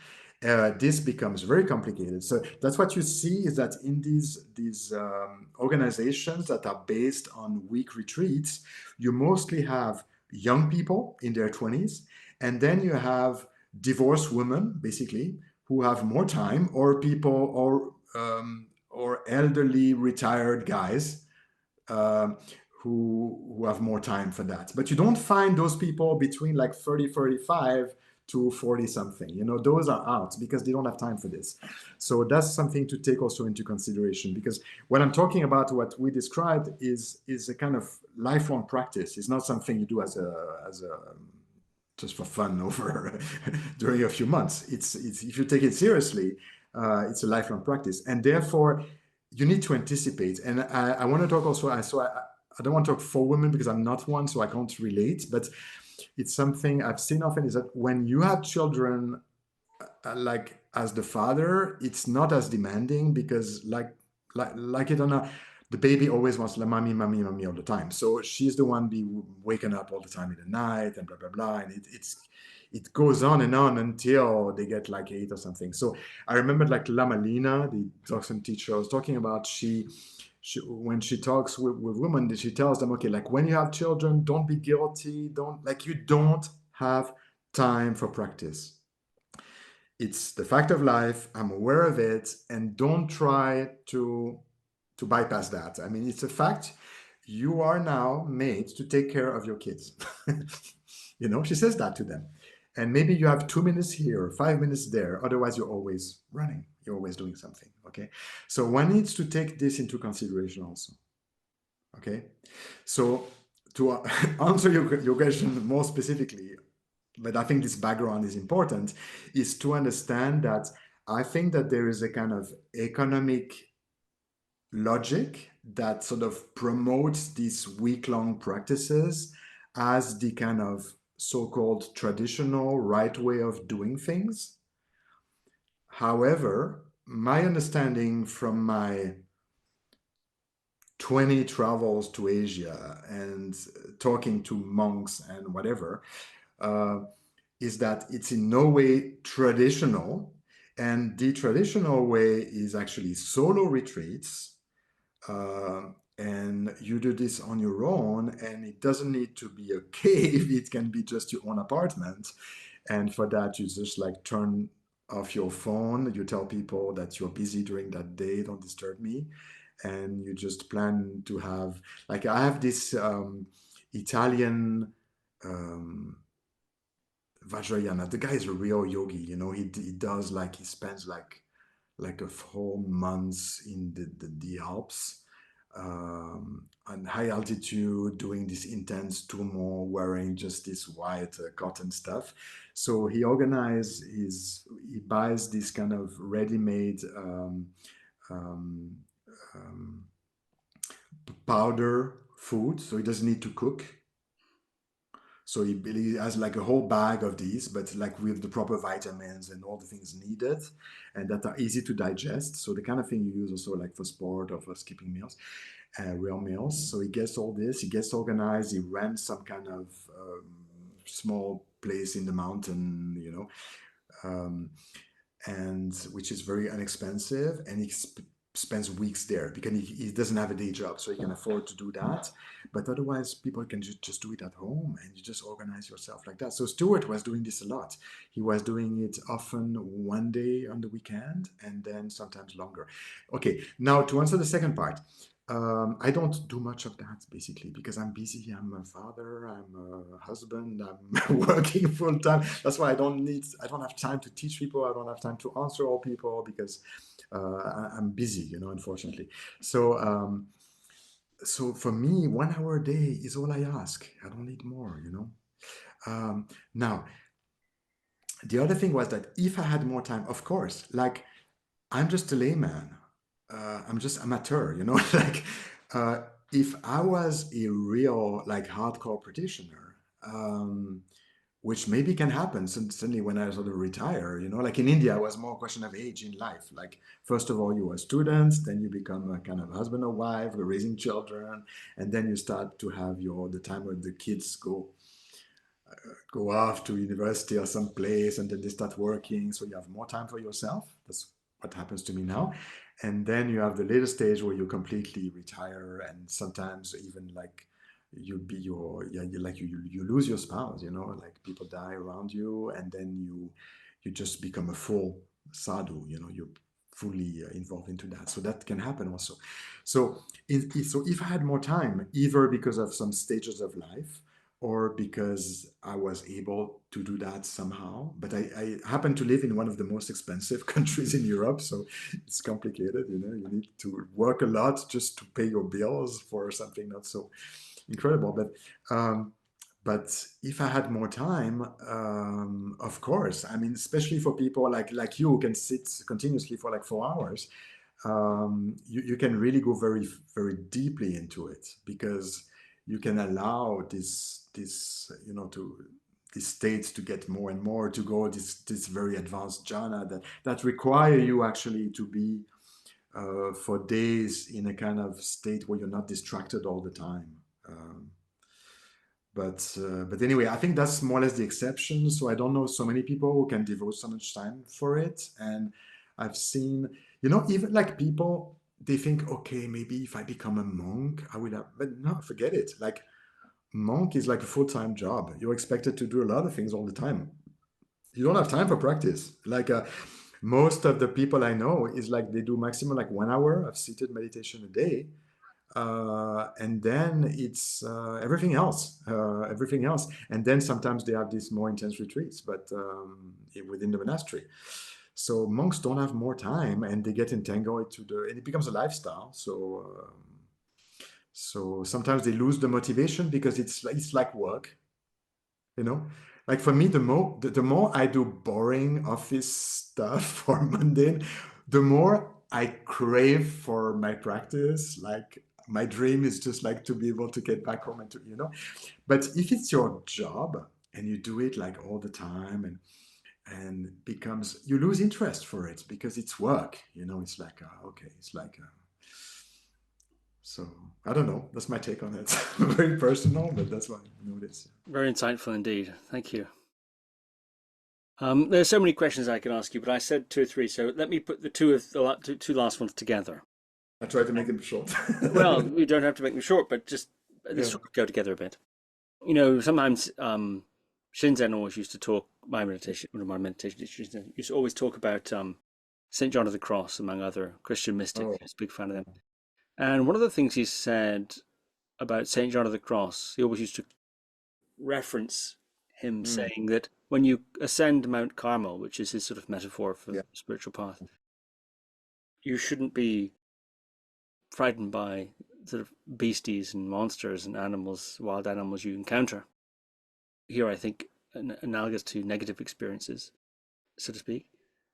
Nor should you stop to pick the flowers, analogous to positive experiences that one can become a bit trapped or Yeah. absorbed in. You just sort of keep on walking. Mm. So, my question is, there's a great deal of ink spilled and bandwidth consumed talking about these sort of ideas like the dark night of the soul coming from St. John of the Cross. Yeah. The Yeah. sort of spiritual challenges one encounters. Sometimes the spiritual path is seen as a great struggle, sort of great death, facing crossing the abyss or Mm. facing the void, etc., etc. And no doubt, people do report these sorts of challenges. And also, of course, we know that spiritual practice, I mean, we know what I mean to say is that I've heard people talk about it and they write about it. One Mm. can have very beautiful experiences too of bliss and union and wonderful experiences. And you've referenced that a bit, Mm. including experiences of awakening or Mm. enlightenment or, insight, Yeah. kinship, whatever. how do you conceive of those kinds of experiences, the challenges, the dark nights, and so on? Is it inevitable? Do you take Daniel's view on that? Okay. And what Yeah. about the great, and how ought we relate to awakening and Okay. subsequent insight unfoldings? Okay.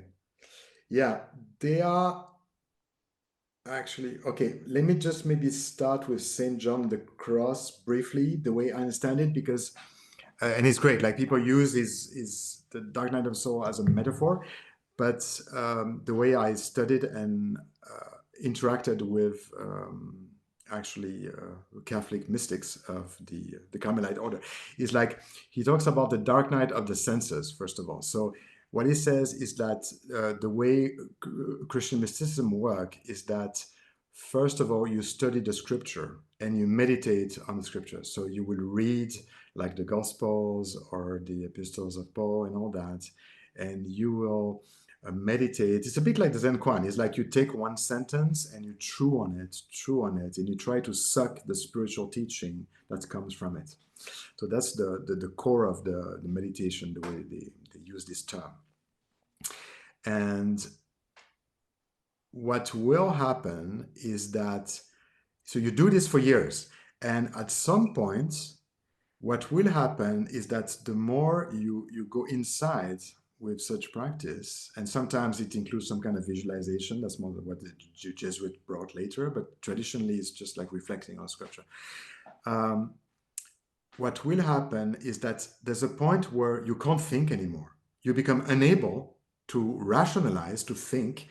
You're just sucked by silence. Okay, so that's what he calls the dark night of the senses. It's like your attention is sort of sucked inside. And it's not something that you decide.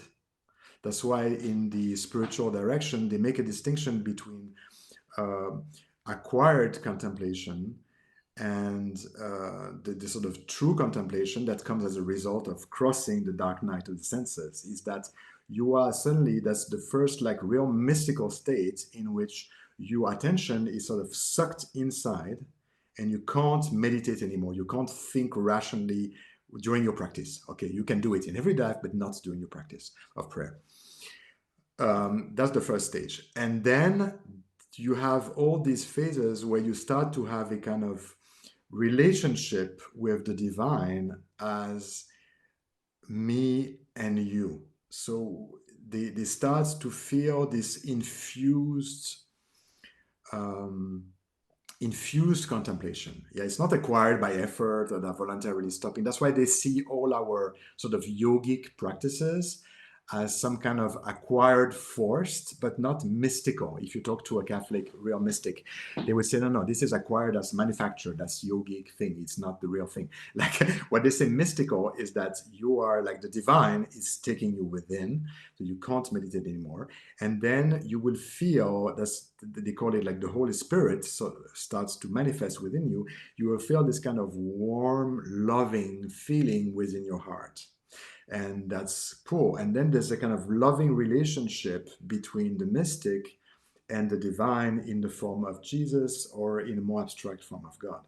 Now, what St. John of the Cross, and then people go through the consolation and desolation, like the Jesuits talk a lot about that, where we have like great experiences, we feel on top of the world, and then we feel just like horrible, and we go back and forth between these. So that's known consolation, desolation.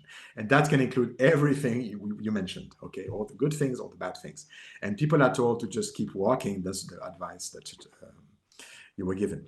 But what he calls that the dark night is that suddenly the God that feels more as a presence, as a being to which people relate.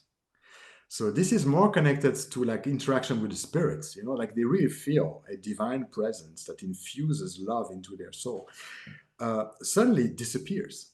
So this is like Moses climbing Mount Sinai, and then he gets into this, in French, nuée, I don't know how you say this in English, this kind of this kind of mist where suddenly you can't see anything. You know, I don't know in English what you would call for that. And suddenly you can't see. So it seems that God disappears and God has abandoned you, right? And that's what for the Christian mystics feels just horrible, because it feels as being abandoned by God, basically. And what will happen is that suddenly, at the time of this kind of divine union, the divine wedding, is like the God that was separated from you in a kind of me-thou relationship starts to sort of take birth within the soul. Within the soul. So people become one. So they will not say that it's a kind of oneness, because they're very much afraid of the kind of pantheistic, the way they would call it. So they would say it's still like God is God, the soul is the soul, but the both fuse so much that it seems, the metaphor they give is that if you have some iron, you put it in the fire of a forge, and the iron gets so hot that it turns almost into fire, becomes so red, so you can't distinguish the iron, like your soul, from the God that is this divine fire. Okay, both become one. So that's the divine marriage or something, So anyway, that's the context of Saint John of the Cross, the way I understand him. Okay. Now, if you take this term as a kind of metaphoric or general term for the phase we're talking about, maybe there's a correlation, but I think Christian mysticism, especially in the Catholic tradition, is something very specific, because it's not yogic in nature. It starts with a contact with a kind of spiritual presence, right? So it's a bit different. But maybe it's more connected, I would say, and maybe if you get a chance sometimes to talk to like Duncan or Alan Chapman, it's like the relationship with the Holy Guardian Angel. It's more like this kind of mystical, where you feel a different being that's different from you, and that gradually takes you to higher and higher states. Okay. Now, talking about what happens with practice such as Vipassana, is that what we do is that we deconstruct the self. So we take our being as a body and as a mind, or whatever, this whole being that we are, and we deconstruct it piece by piece. So gradually, the whole body, like when we focus on the impermanence, anicca side of things, with a high concentration, you've experienced that, it feels like the body turns into like small particles, like moving very fast, and then the whole thing sort of explodes, sometimes into light, and we don't know where we are, and then same things happen with everything else, and and then things start to disappear, and this is very destabilizing, because our sense of self, like we talked about the term ego, so I don't know if I want to use this term, because people use it to mean different things. It's not very precise, but anyway, we have a sense of self that we can relate to, and as we start to deconstruct this, it's very disorienting. And I think that there is some kind of safety mechanism within the psyche that feel completely panicked when this starts to happen. So in some people, it's smooth. I mean, I never went through some I went through some kind of scary little bit, but I never went through this kind of very intense things. Maybe because people are different, maybe also because of something else I will talk about later. But anyway, so that's what happens, is that as you deconstruct the self, the sense of self, the egoic structure attached to a story of a me, of my body, my history, my memories, my way, that gets shattered to such a way that it sort of panics, and people go through can be like anxiety, fear, depression, this kind of thing. Okay, so that's one thing that can happen. This kind of body scanning and Vipassana practice, here also you are actually infusing awareness, presence, attention into the body. So they do trigger some Kundalini type thing indirectly. Okay, that's something to keep in mind. And therefore, I've seen this also with like this kind of Goenka when people are scanning up and down, especially when they start to do it faster after a while. That really, it's like Kriya Yoga, you know, it's like you are sending energy very quickly within the spine. So that can trigger this kind of Kundalini thing. And then we get to all these Kundalini syndromes that are almost, maybe now, I don't know, but that's become sort of mainstream known thing within the sort of medical, the diagnostic, like DMT4 or something. So that can happen also because of these practices. Okay. So in my case was more maybe some kind of physical pain, you know, when you have suddenly energy and it gets stuck somewhere and you got this like very strong pain. For anything like that, like it happened to my son once. He was in a bus or something, and suddenly he had this rush of energy and this massive headache. So I told him to immediately get off, buy a kind of bacon burger, and drink a kind of eat anything heavy like French fries, mayonnaise, like La Malina, who's a Chinese medical doctor also. That's the kind of advice she would give, like anything heavy, anything very heavy to digest. She says also some kind of unfiltered beer or like Guinness, you know, that type of thing, because there's also B something vitamin in it that regulates that. That will immediately bring the energy down from the head to the stomach, you know, for digestion. So everything is brought down. So that's what you want to avoid that, and then stop any type of practice, even some very light, just like no, stop any practice for a few days. And when this happens, this kind of Kundalini intense stuff, okay? That's my advice. But anyway, so all these things can happen. And I think all these things, so people use the term Kundalini syndrome, people the term dark nights to refer to these type of things. Some of them are induced by this kind of energetic, crazy development. The other is more about the deconstruction of the sense of self that can be felt in a very traumatic way. And that brings to the beginning of the discussion. That's why I advised proceeding differently. That's why I prefer, if I had to do it again, do it just become aware of awareness, and you build from there. So you're already actually at the end, because when you do all this vipassana and everything is destroyed and everything, awareness is still there, you know, even if consciousness, they make a distinction between consciousness is like the five, seeing, hearing and all that, but still this basic awareness, something knows, something records the experience, that's this awareness, it's always there. So that's the end, that instead of waiting 20 years to find it, just find it straight away, you know, start with it. And as you do it, then stabilize it, because then you can observe. So whenever this kind of emotional stuff starts jumping in your face, you can see them with more detachment. I'm not saying it's a kind of full bulletproof thing, no, because you can get into life circumstances, like can be a painful divorce, can be like kind of super stressful work environment, can be like betrayal, the passing of a deer, you know, or sometimes of children also. I mean, horrible thing can happen, not mentioning traumatic places. I mean, some people, we live in safe places, but not every place is, you know, there are wars, there are, so it's not bulletproof, and it's not like people are trying to sell also to promote these practices because they are becoming commodified as a kind of cure-all. It's not medicine. It's not made for that.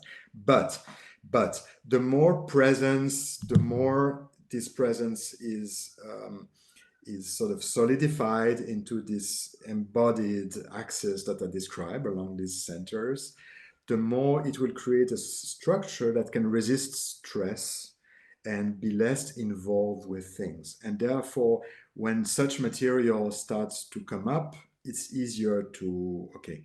And then by what I described, the process, the release of all this energy in the system will not be forced and not be exploding in people's face. That would be something normally very gradual and natural. Okay, you don't force anything. Okay, second. And the third thing is that when you stand as awareness, as this presence, the pure, like the Theravada, people will say, yeah, but this is not yet. Of course, we don't care. But that's our base. That's our new base. Because when you're there, you're actually very close to the ultimate.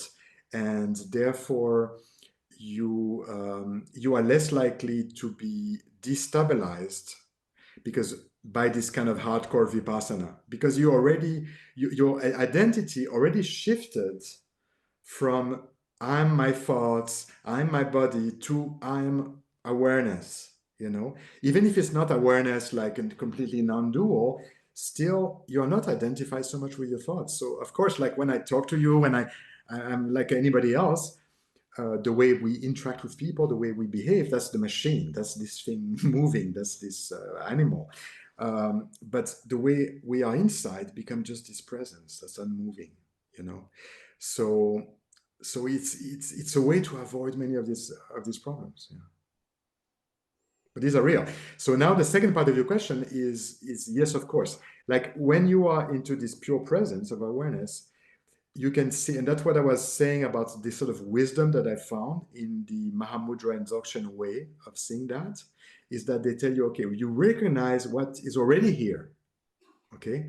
And that's enough, because for them, the base is the path, is the fruit, is the same. It's a bit like Dogen. Original enlightenment is the final enlightenment. It's just like the process is.